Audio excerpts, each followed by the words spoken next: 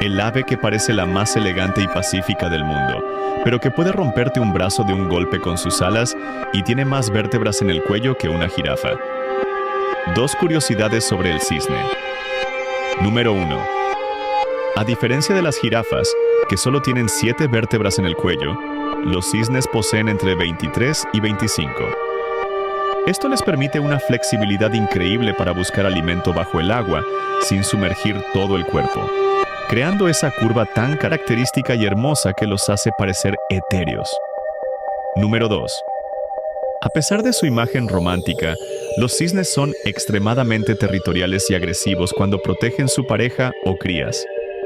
Sus alas son poderosísimas, con una envergadura de hasta 2,4 metros, y pueden generar golpes con una fuerza tremenda, capaces de romper huesos humanos según varios reportes reales, además de ser monógamos de por vida.